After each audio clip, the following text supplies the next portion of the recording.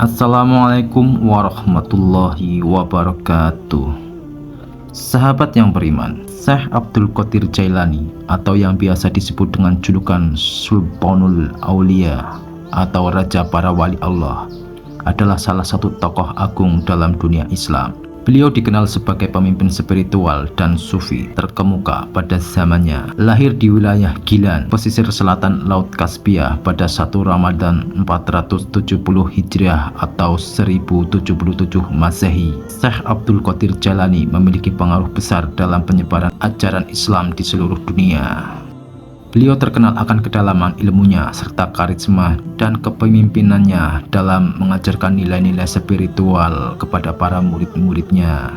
Dalam perjalanan hidupnya, Syekh Abdul Qadir Jailani juga dianugerahi berbagai karomah atau keajaiban Allah yang mengukuhkan statusnya sebagai pemimpin spiritual yang dihormati.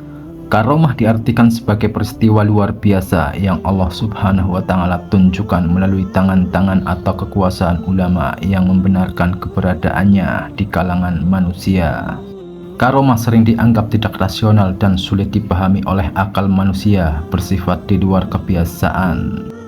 Zainur Rafiq Al-Shadiqi dalam bukunya biografi Syekh Abdul Qadir Al-Jailani menceritakan peristiwa-peristiwa karomah yang dialami oleh Abdul Qadir Jailani.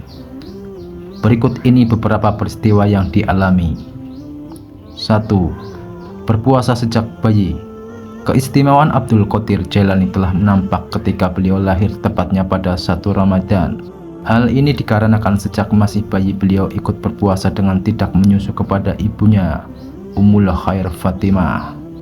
Pernah suatu ketika saat langit mendung, orang-orang kebingungan menentukan waktu berbuka puasa. Maka mereka menanyakan kepada Sayyidah Fatimah akan perihal ini. Sebab mereka mengetahui jika Abdul Qadir Jailani kecil sudah menyusu kepada ibunya itu tandanya telah masuk waktu berbuka. Yang kedua, ditantang oleh 100 ulama. Abdul Qadir Jailani pernah didatangi oleh 100 ulama untuk mencoba menandingi kemampuan beliau.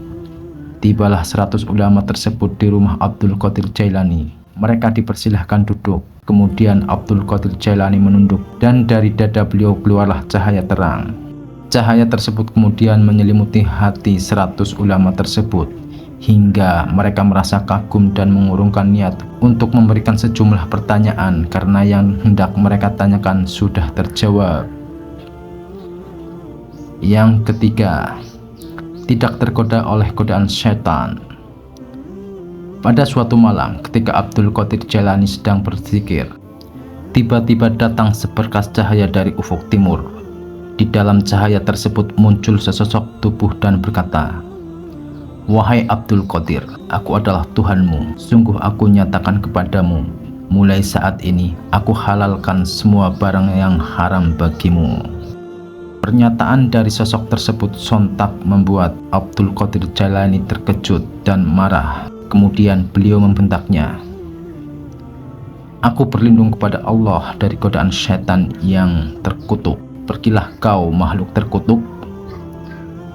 Kemudian cahaya terang benderang tadi lenyap menyisakan Abdul Qadir Jailani di dalam kegelapan.